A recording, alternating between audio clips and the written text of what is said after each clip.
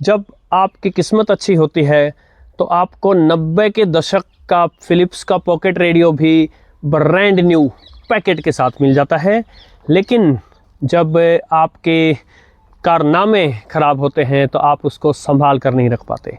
दोनों ही बातें मेरे साथ हुई। आज के वीडियो में रिव्यू करते हैं इस classic Philips pocket radio AE1490 का।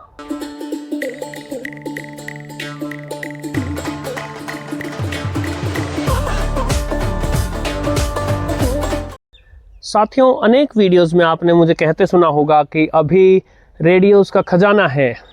कई ऐसे रेडियो हैं जो प्रतीक्षा कर रहे हैं अपने रिव्यू की। ये भी उनमें से एक है। कई महीने पहले ये मेरे पास से आ गया था और आज इसकी रिव्यू की बारी है। ये मॉडल मेड इन इंडिया है और इसके नीचे जो लाइन लिखी है ये जर्मन भाषा की है, तो संभवतः जर्मनी से ये यहाँ किन्हीं के पास पहुँचा है। और अनेक ऐसे YouTube चैनल्स हैं जो पुराने रेडियोस बेचते हैं, तो किन्हीं साथी ने मेरे लिए उन्हीं में से किसी एक चैनल से इसका जुगाड़ करके दिया। इसके बॉक्स में ये इसका मैनुअल निकला, छोटा सा मॉडल नाम लिखा है AE1490 और साथ ही ये उस समय का है जब फ़िलिप्स अपने इस लोगो को यूज़ करती थी। उस समय फ़िलिप्स अपने रेडियोज़ स्वयं बनाती थी और भारत में खूब बनते थे फ़िलिप्स के रेडियो। और बॉक्स में निकल कर आया ये प्यारा सा दिखने वाला पॉकेट रेडियो। इस रिव्यू वीडियो में मैं ये चर्चा भी करूँगा कि आज के समय जो पॉकेट रेडियो आते हैं उनसे ये कितना अलग था। बहुत सर्टनली नहीं कहा जा सकता, लेकिन संभवतः 99% संभावना है ये 90 के दशक का है। हाइट में है ये कुछ 5.5 इंच, विड्थ में है ये लगभग 3 इंच और डेप्थ में है ये लगभग 1 इंच से थोड़ा सा ही ज़्यादा। भार एग्जैक्टली तो मुझे पता नहीं, लेकिन अच्छा खासा भारी रेडियो है। आज के समय जो पॉकेट रेडियो आते हैं उनसे 2 से 3 गुना अधिक भारी रेडियो है। साथ ही बिल्ड क्वालिटी अच्छी है, इसकी मजबूत है और फिनिशिंग भी अच्छी है और स्टाइलिश है। जो विप एंटेना इसमें दिया गया है ये लगभग 15 इंच का एंटेना है और मजबूत जान पड़ता है और आज भी बहुत अच्छे से खुलता और बंद होता है। आगे बढ़ने से पहले बता दूं, ये आईसी पर चलने वाला प्योर एनालॉग रेडियो है और ये आईसी जो इसमें थी वो थी TEA5591A आईसी। फ़िलिप्स की अपनी आईसी थी, फ़िलिप्स सेमीकंडक्टर्स, जो बाद में चल के NXP बना। वही NXP जो आज के समय कोडोसैन DX286 रेडियो की TEF6686 चिप बनाता है। यदि इसकी फ्रंट साइड को देखें, काफ़ी ब्यूटीफुल लुक्स है। यहाँ इसका स्पीकर है, संभवतः 2 इंच का स्पीकर है और इसकी एग्जैक्ट स्पेसिफिकेशंस नहीं पता, लेकिन 0.25 वॉट 0.25 वॉट पावर का है। नीचे इसका मॉडल नाम है 2 बैंड पॉकेट रेडियो AE1490 और बहुत प्यारा सा दिखने वाला ये बैंड स्विच है। जो ऑन ऑफ स्विच है वो बड़े एक स्टाइलिश से ग्लास के पीछे है और मार्किंग्स हैं इसके लिए। और जो ट्यूनिंग डायल है वो बड़ी स्टाइलिश तरीके से बनाया गया है। जो रेड मार्किंग्स आपको दिख रही हैं ये FM के लिए हैं और जो वाइट मार्किंग्स दिख रही हैं ये AM के लिए हैं, तो दोनों मिक्स्ड हैं। यदि इसकी राइट हैंड साइड में देखें तो ट्यूनिंग व्हील है, लेफ़्ट साइड में वॉल्यूम नॉब है, यही इसका ऑन ऑफ स्विच है और एक 3.5 mm हेडफोन जैक दिया है।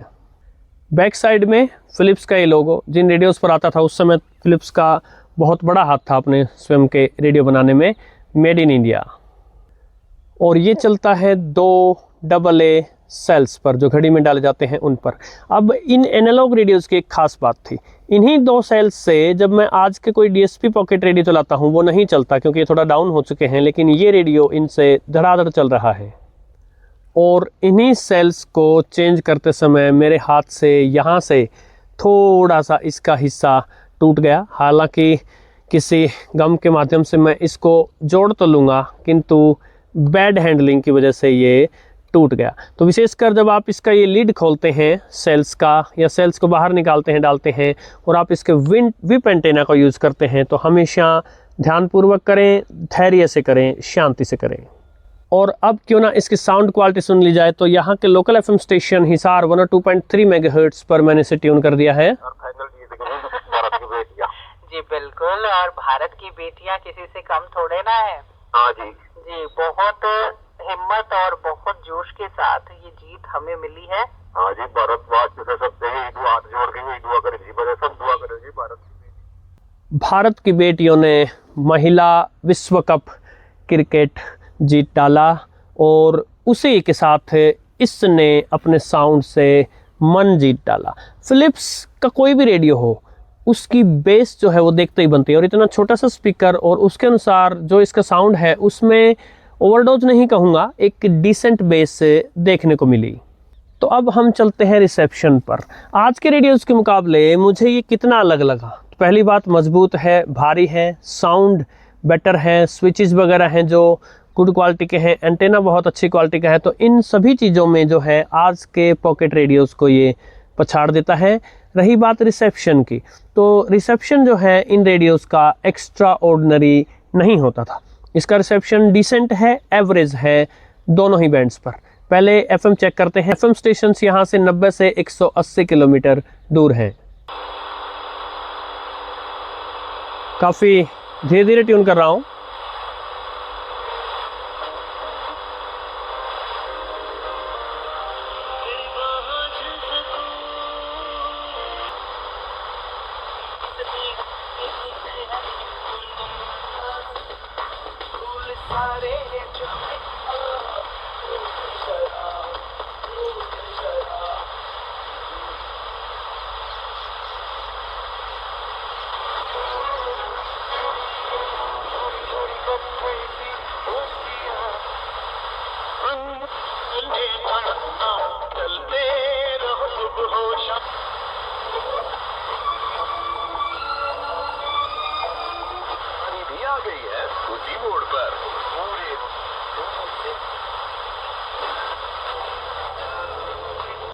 तो इस प्रकार इसने जैसे कोई एवरेज एक रेडियो स्टेशंस पकड़ता है मेरे यहाँ से इस समय छत पर लाने पर, वैसा सा कुछ रिसेप्शन दिया है।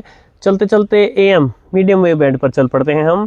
और ये बता दूं, अंधेरा होने के बाद तो बहुत सारे स्टेशंस पकड़ता ही है। इस समय सूर्यास्त हो चुका है, तो कुछ मात्रा में स्टेशंस इसको पकड़ने चाहिए। एएम बैंड पर कर देता हूँ।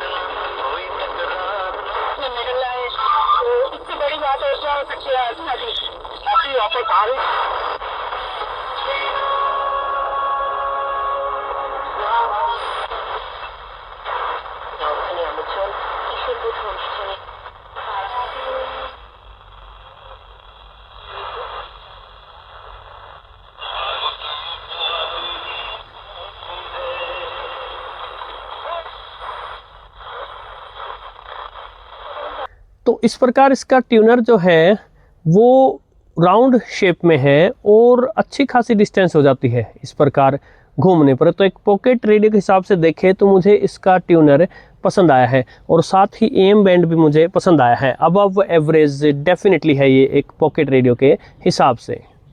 सो एंड में मेरा वर्डिक्ट, यदि इस प्रकार के फिलिप्स के या नामी गिरामी कंपनियों के पॉकेट रेडियोस आपको ठीक दाम में मिल जाएं तो उनको तुरंत ले लेना चाहिए। यदि आप एक रेडियो के चाहने वाले हैं, रेडियो को इकट्ठा करने वाले हैं, तो आशा आपको आज का वीडियो पसंद आया होगा। लाइक कीजिएगा, शेयर कीजिएगा, वीडियो को हाइप कर दीजिएगा, चैनल को सब्सक्राइब कर दीजिएगा। आपका विशेष आभार। नमस्कार।